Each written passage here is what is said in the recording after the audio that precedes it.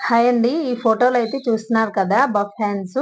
అది ఎలా కట్ చేసుకోవాలని ఈ వీడియోలో అయితే నేను చెప్తానండి. అది నేను కుట్టిందే. అది కుట్టి కూడా చూపిస్తాను మీకు. చూడండి, ఫస్ట్ అయితే మనము నార్మల్ హ్యాండ్ ఎలాగైతే కట్ చేసుకుంటామో, అలానే మనము ఈ క్లాత్ పైన అయితే కట్ చేసుకోవాలి.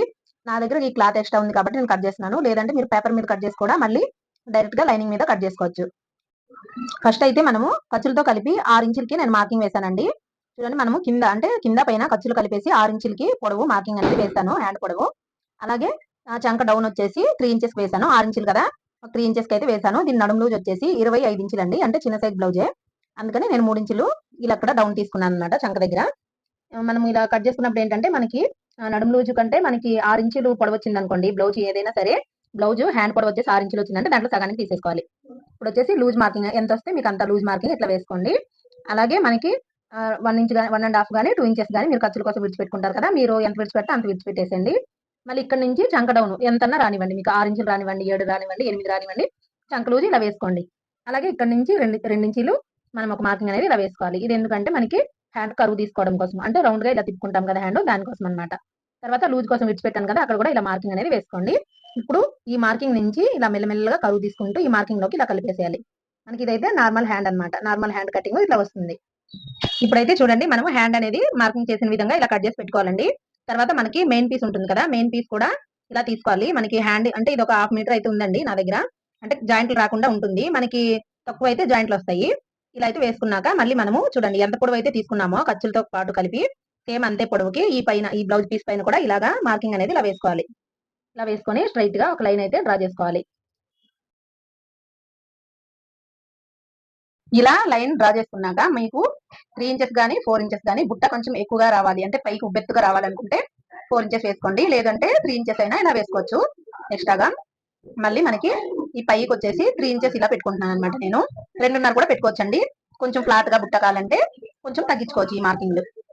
తర్వాత చూడండి, మనం హ్యాండ్ కట్ చేసాం కదా! హ్యాండ్ వచ్చేసి ఇలా మనము ఎక్స్‌ట్రా మార్కింగ్ వేసాం కదా! అక్కడికి ఇలా పెట్టుకోవాలి. తర్వాత 2 ఇంచులు మనము అక్కడ కరువు తీసుకున్నాం కదా! అక్కడ ఎలాగైతే 2 ఇంచులు తీసుకున్నామో ఇక్కడ కూడా అంతే. 2 ఇంచులు ఇలా మార్కింగ్ అనేది వేసుకోవాలి. ఇప్పుడు ఈ 3 ఇంచెస్ ఎక్స్ట్రా మార్కింగ్ వేసాం కదా! ఇక్కడ కూడా ఒక లైన్ అనేది ఇలా డ్రా చేసుకోవాలి. ఇప్పుడు మనకి ఏంటంటే ఈ 4 ఇంచెస్ కి ఇలా వేసాం కదా! ఇక్కడ కూడా ఇలాగ బాక్స్ లాగా ఇలా రెడీ చేసుకోవాలన్నమాట. ఇలా చేసుకున్నాక ఇది వచ్చేసి మనకి బఫ్ వస్తుంది. ఓకేనా? మళ్ళీ మనము హ్యాండ్ ఎలాగైతే కట్ చేసుకుంటామో సేమ్ అలాగే ఇక్కడ నుంచి ఇలా మెల్లమెల్లగా కరువు తీసుకుంటూ ఈ మార్కింగ్ ఇక్కడ వేసాం చూడండి, ఇక్కడికి ఇలా కలిపేయాలి.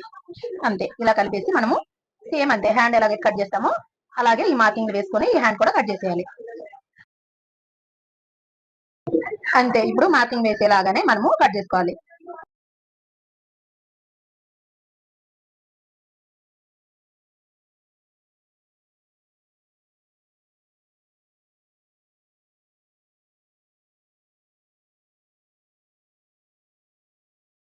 ఇప్పుడైతే మనము ఈ పైన చిట్కా వేసుకోవాలి. అలాగే మనకి ఇక్కడ చిట్కా అంటే లూజ్ అంటే ఎంత వెడల్పు కావాలని తీసుకున్నాం కదా!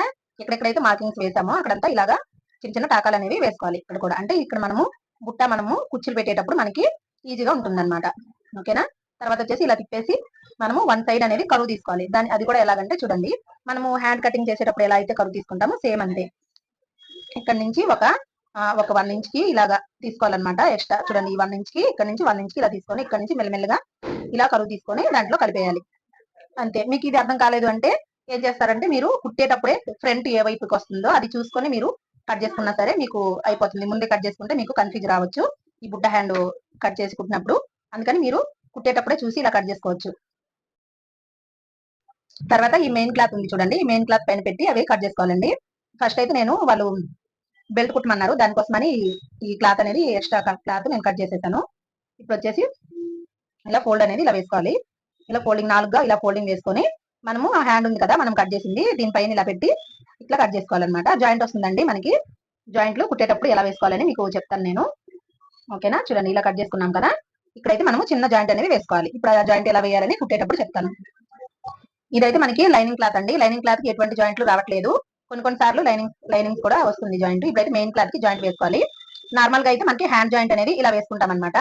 చూడండి, ఇదైతే రివర్స్ గా ఇలా వేసుకోవాలన్నమాట. అంటే వెడల్పు ఇలా కాకుండా మనకి ఈ వెడల్పు అనేది కిందకు ఉండాలి. ఇలా జాయింట్ వేసుకుంటే మనకి జాయింట్ అనేది తక్కువ పడుతుంది. లేదంటే ఇంకా పెద్ద క్లాత్ వేసుకోవాలన్నమాట. అందుకని ఇలా వేయాలి. రెండు పక్కలు కూడా సేమ్ ఇంతే ఇలాగే జాయింట్ అనేది వేసుకోవాలి.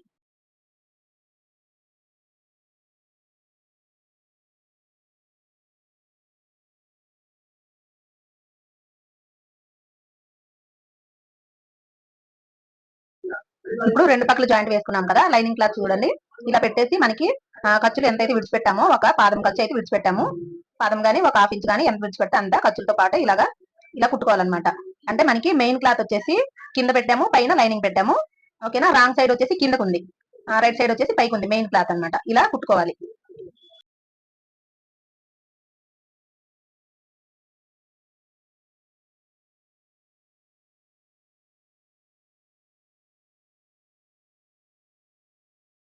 కుట్టేశాక ఇలా తిప్పించుకొని చూడండి, ఇలాగా గోరుతో ఇలాగా రబ్ చేసుకోవాలండి. చేసుకుంటే మనకి స్టిఫ్ గా ఉండిపోతుంది అనమాట. దీనిపైన ఇంకో కుట్టు అనేది ఇలా వేసుకోవాలి. చూడండి, ఇలా దీనిపైన ఇంకో కుట్టు అనేది వేసుకోవాలి.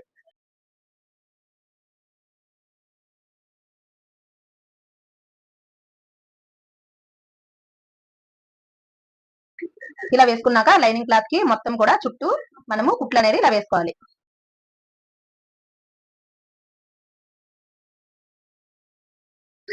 లైనింగ్ క్లాత్ కి మొత్తం ఇలా కుట్లు అనేది వేసుకున్నాం కదా.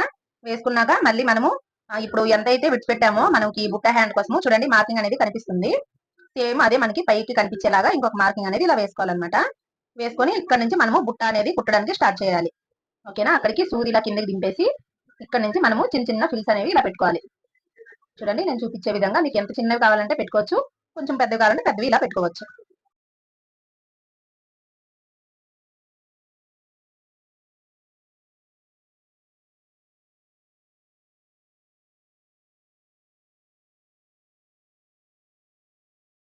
ఇలా మనము మార్కింగ్ చివరి దాకా వేస్తాం కదా, అప్పటి వరకు ఇలా ఫిల్స్ అయితే పెట్టుకున్నాం వన్ సైడ్.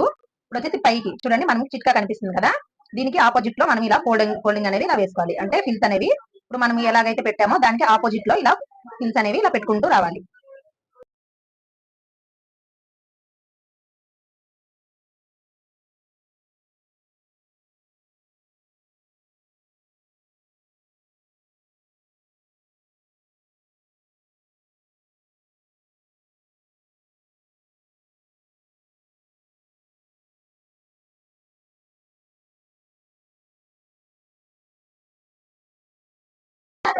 చూడండి, ఇప్పుడు పెట్టేసాం కదా, పెట్టుకున్నాక ఇలా వస్తుంది అనమాట. నేనైతే ఈ మధ్యలో వచ్చేసి అంటే లంగా వన్ కదా ఇది, నేను లంగాది అయితే కొంచెం క్లాత్ అనేది 1.5 ఇంచీలు ఇట్లా తీసుకున్నాను. 1.5 గానీ 1.5 ఇంచులు గానీ తీసుకోవాలి. మనకి ఎంత వెడల్పు వేయాలి అనుకుంటే దాన్ని పట్టించి మనం అయితే తీసుకోవాల్సి వస్తుంది. ఒక పక్క అయితే ఇలా ఫోల్డింగ్ వేసేసి నేను దీని పైననే ఒక స్టిచ్ అనేది వేసేస్తున్నాను.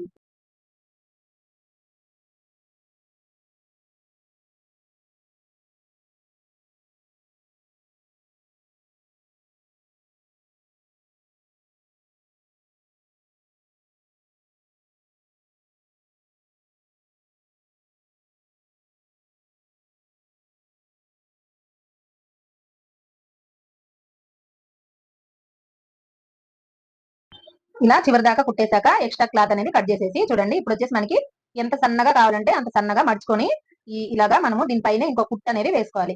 మనకి ఈ థ్రెడ్ వచ్చేసి మనకి సన్నగా కావాలనుకుంటే సన్నగా, కొంచెం వెడల్పుగా కావాలంటే వెడల్పుగా ఇలాగా ఫోల్డింగ్ చేసుకుంటూ దీనిపైన స్టిచ్ వేసుకుంటూ వచ్చేయడమే. అలాగే ఫ్రెండ్స్, మీరైతే నా ఛానల్ ని సబ్స్క్రైబ్ చేసుకోండి. నేను మంచి మంచి వీడియోస్ అనేవి పోస్ట్ చేస్తాను. అలాగే మీరు లైక్ చేయడం వల్ల ఇలాంటి వీడియోస్ ఇంకెన్నో చేయాలని మాకు కూడా మోటివేషన్ గా ఉంటుంది. యూట్యూబ్ అనేది ఇంకొంతమందికి రికమెండ్ చేస్తుంది అనమాట మా వీడియోస్ అనేవి. ఓకేనా, ఇప్పుడైతే నేను ఇలా లాస్ట్ వరకు స్టిచ్ వేసేసాను కదా, ఇక ఒక హ్యాండే కట్ చేయడం అయితే కుట్టడం కట్ చేయడం అయితే చూపించానండి. అలాగే రెండు హ్యాండ్స్ కూడా నేను ఇలా రెడీ చేసి పెట్టుకున్నాను. అంతే, రెడీ అయిపోయింది. ఇప్పుడైతే ఫైనల్ లుక్ మళ్ళీ హ్యాండ్ మనం ఎక్కించాక ఎలా ఉంటుందని మీకు చూపిస్తాను చూడండి. ఫైనల్ గా అయితే హ్యాండ్ ఎక్కిచ్చేసాక సైడ్ జాయింట్ వేసాక ఇలా ఉందండి.